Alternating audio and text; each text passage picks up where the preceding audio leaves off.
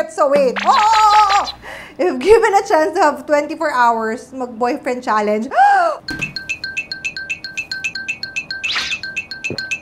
Okay. What?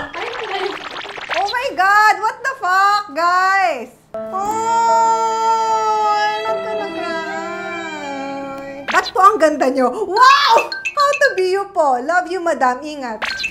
사랑해요 mahal kita 보고 싶어 aking sinta 안아줘 뽀뽀해줘 Annyeonghaseyo, Chinguru. This is Korean Kim. Thank you guys again for joining me in this new video. Nako, super exciting, super saya, super nakaka-grateful itong video na to because this is actually the video where I finally get to unbox my silver play button! Yay! Oh my God, after more than a year, like sabi natin more or less 1.5 years, so naging active tayo January last year eh. Pero nag-start talaga mag-upload mga October, November. Pero yun kasi parang sporadic lang mag-upload. Malamalat, like 1.5 years na siya. And finally, last month, we were able to reach one of our goals. Anyway, without further ado, I will be unboxing. Today ko lang na-receive, no? Kaninang umaga, our silver play button! Yay! Woo! Parang kailan lang pinapangarap ko talaga. I was really praying for this. But andito na siya. While unboxing, may Q&A din ako.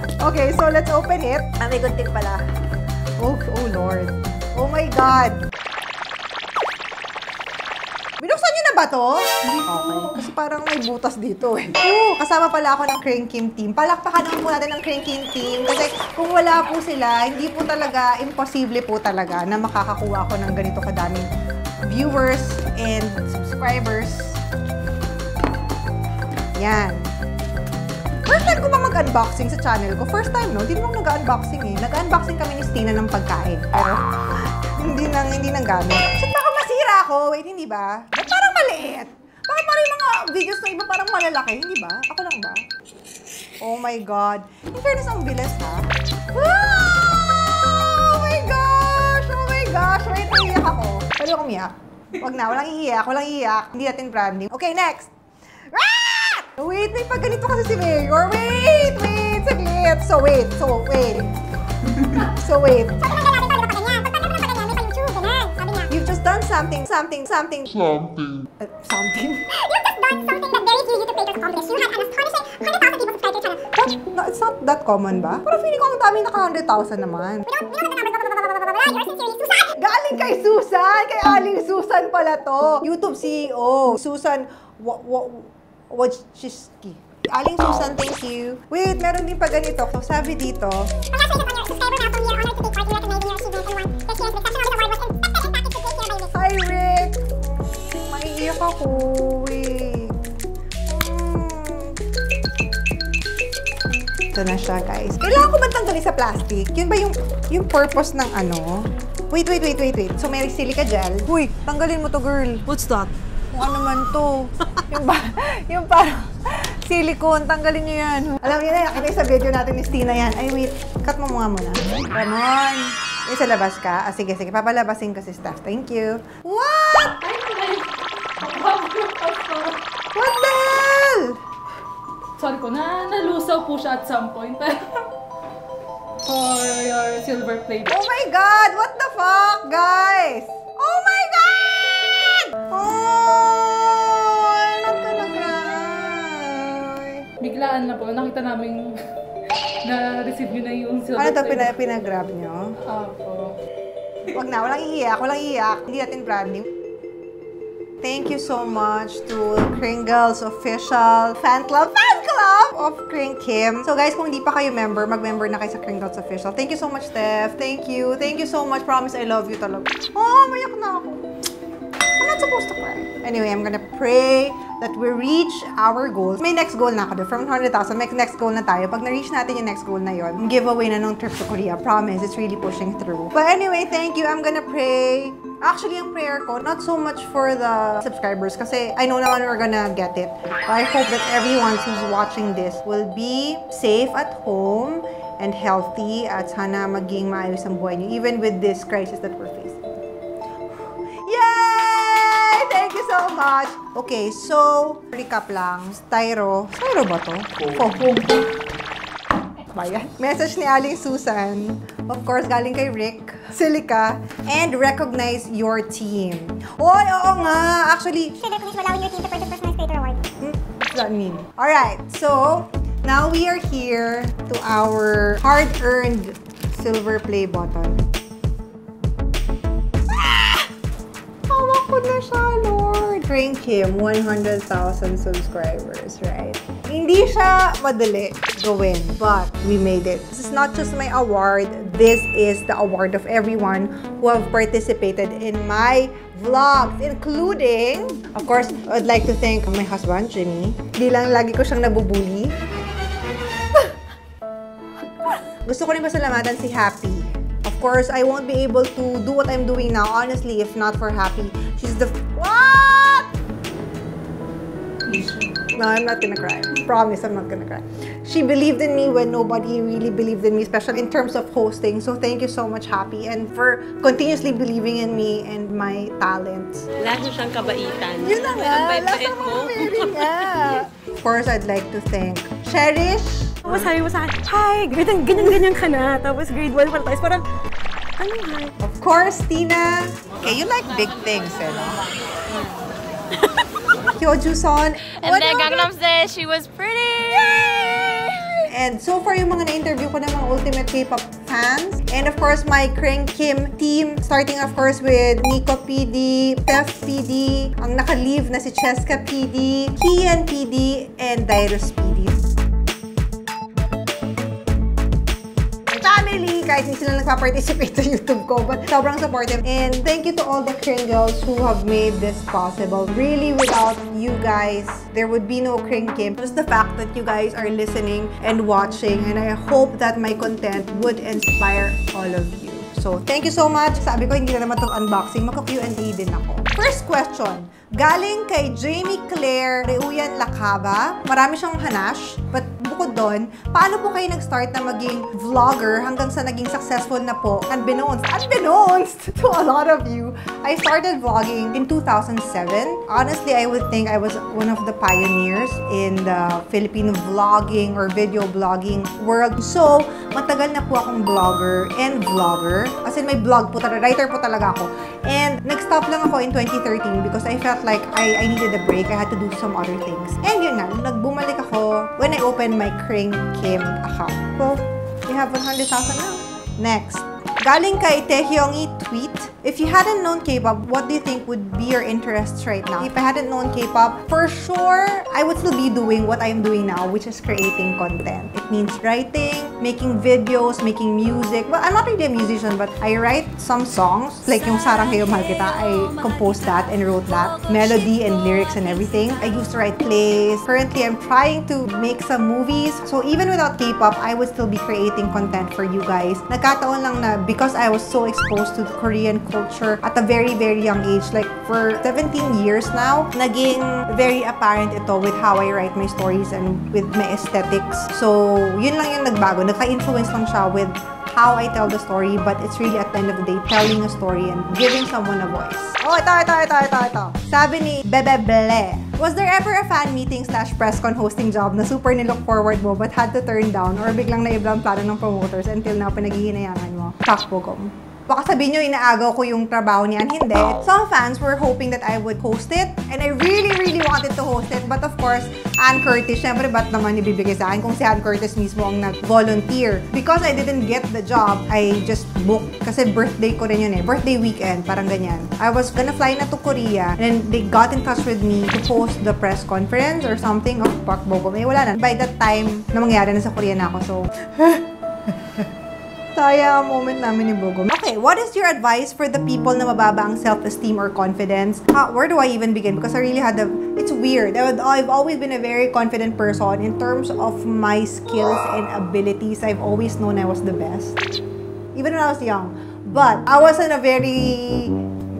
other words, bakit ako ng bata ako? Sobrang tsaka ako. Kasi talagang sobrang tsaka. Hanggang ngayon, kinakantsawan ako ng mga kaibigan ko, mga barkada ko nung grade school, high school. Kasi sobrang tsaka ako talaga, guys. Ang ginawa ko lang yan, dinevelop ko yung personality ko, yung skills ko, para hindi ako mag-fade into the background, I guess. And also, matanda na ako when I realized that, guys, really, listen to me. Each one of us has a very special purpose in this world. Hindi ka mapupunta sa earth if wala kang silbi. And if you just put that into your mind, even if other people are saying you're not, you will gain confidence. Hindi naman pa rin lahat-lahat tayo kasing ganda ng, kunyari, kasing ganda ni sino magaganda artista. Don't compare yourself to other people because each one of us are innate special beauty and greatness. Thanks for coming to my TED Talk. Ang daming very philosophical dito, ano? If given a chance, sabi ni Monica. If given a chance to have 24 hours mag-boyfriend challenge, who will you pick among all the K-drama actors? And how will you spend your day with him? Okay. Hindi siyang favorite actor ko, ha? Kasi feeling ko, mas may magagaling na favorite actor. Pero sabihin natin siyang favorite kong maging boyfriend. Char! Boyfriend lang to, ha? Walang asawahan, ha? Si Park Bogum talaga ba ako? Walang asawa, syempre. May concerns ako sa religion niya. So, as a boyfriend, anong gagawin namin? All the nasty things that I can do. Char! Hindi pwede. Hindi ko alam. Feeling ko, honestly, pag naging boyfriend ko si Park Bogum for 24 hours, hangout lang kami sa Philippines. Dadalhin ko siya sa beach, tapos papakainin ko siya ng mga lumpia, mga kwek-kwek. Ano pwedeng gawin sa Pilipinas? Papasakayin ko siya ng jeep, papalakarin ko siya sa Quiapo. Charot! Papakalakarin sa Quiapo si Park Bogum! Para adventure, di ba? Oh, delikad. Adventure sa Quiapo. Di ba yung bag nasa harapan? Correct. Papa-experience ko lang sa kanya ang Philippine urban life with a splash of beach. Tapos papakainin ko siya ng masasarap na pagkain tulad ng kare-kare ng nanay ko. Ganyan. Oh, bakit? Oh! What is the friendship like between you and Miss Happy? May si Taeyong tweet din yun eh. Dami pa rin Taeyong tweet. Honestly, I don't have a lot of friends anymore. Kumbaga, darating ka sa point ng buhay mo na pipiliin mo na lang talaga yung mga pagkakatiwalaan mo at pag-spendan mo ng energy because energy is very important. So, don't waste your time on people who suck out your energy, who give you bad feelings about yourself. So, I have very, very few people around me ngayon. That I have a lot of friends, but ngayon yung close ko konti na lang. And one of that is Happy, and I consider her my best friend, chismisan, my mentor. Anyway, I love her. She's one of my favorite persons in the world, and she's really the most generous person in the world. I will fight with anyone who would actually like say shit about her when they don't even know her really. Question, sabi ni Rose Ann John Yap. Ate Kring, as in may yun na. Ate Kring, base sa paggawa mo ng mga vlogs tungkol sa K-pop culture and etc. May pa rin talaga. Paano po ang naging sandalan nyo sa pagkamit nito?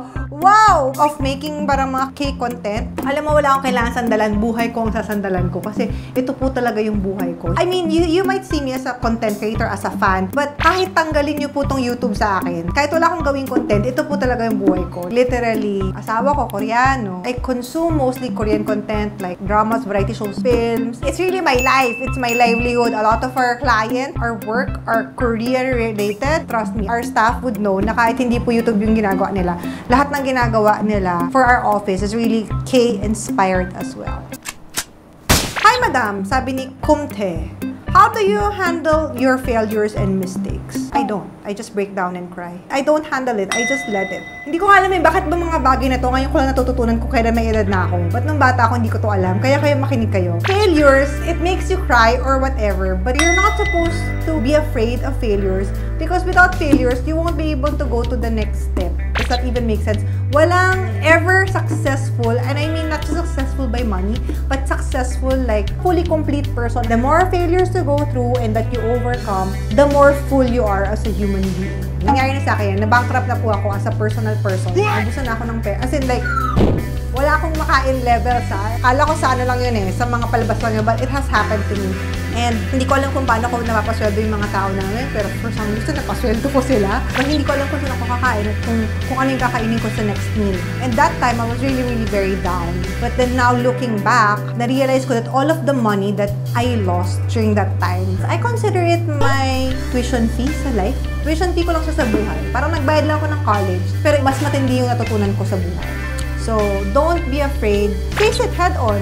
You'll always be given the chance to stand up. It's just up to you if you will take it. Thanks again for coming to my TED Talk. Walang iiyak. Next, considering your success right now, grabe naman. Parang sobrang successful ko, but thank you. Ano pa po ang gusto nyong ma-achieve specifically sa industry nyo ngayon? In the industry where I'm at, honestly, hindi naman talaga ako kilala. Grabe. Kumbaga sa mga taong nasa media and content creation, hindi naman din talaga kami pag ganun kakilala. So for me, ang prayer ko, we'll watch this video in 10 years and then we say, oh my God, madam, nagawa mo yung goal mo na yun. Actually, my goal is just to create a business, a company, or whatever you call it, a corporation that would allow Filipino talents and creations to flourish internationally. That's it. So that's really my ultimate goal in life, and to be able to work with international people and for them not to look down on us because we're Filipinos. Kala nyo kung ano, no? Yun ang goal ko talaga. Ba't po ang ganda nyo? Wow! How to be you po. Love you, madam. Ingat. Paano ko ito sasagutin? Tsaka ba't ko siya pinili? Kasi gusto ko yung tanong. Ba't po ang ganda nyo? Thank you. So I'm not gonna say I'm not maganda kasi I've learned to accept compliments. If you find me maganda, maraming salamat. Kanya-kanya naman tayo ng ganda. And if you mean physical beauty, great. If you mean internal beauty, amazing. But how to be me? You cannot be me because you are special in your own right. Okay, in relation to our silver play button, ano pong maipapayo nyo sa mga taong magbabalak pong maging YouTuber? Thank you po. Okay, ang pinakapayo ko sa inyo, actually hindi lang sa nagbabalak ng magkaroon ng YouTube. Lahat ng nagbabalak to start something, maging writer, maging something that involves an audience and involves artistry. Don't ever think about the palakpak. Don't think about the numbers. Don't think about other people's perception of your art. Because from what I've learned, ang passion has nothing to do with external forces. Kahit may nakakanood niyan or wala, kahit marami niyang may gusto niyan or wala, as long as you get to cultivate your passion, you get to improve yourself and put yourself out there, that is the goal. Gets ba? Don't look for the butterflies. Don't try to catch the butterflies. Mend your garden. Create your garden. Make it beautiful. And the butterflies would come. Push, push, push, push. Sige. Kasi naniniwala ka sa produkto mo eh. And for our last question. This is not a question po, pero please say something for those who are experiencing depression or anxiety. I honestly think a huge part of the reason why God gave me this platform so that I can talk to you guys in an easier way. Lahat tayo nagdadaan. Everyone goes through that at some point, whether depression or, you know, just bouts of anxiety and anxiousness. But first and foremost, don't be afraid to ask for help. That's the main point. Second, the power is within you to fix it. The problem with people is we don't think we're powerful enough.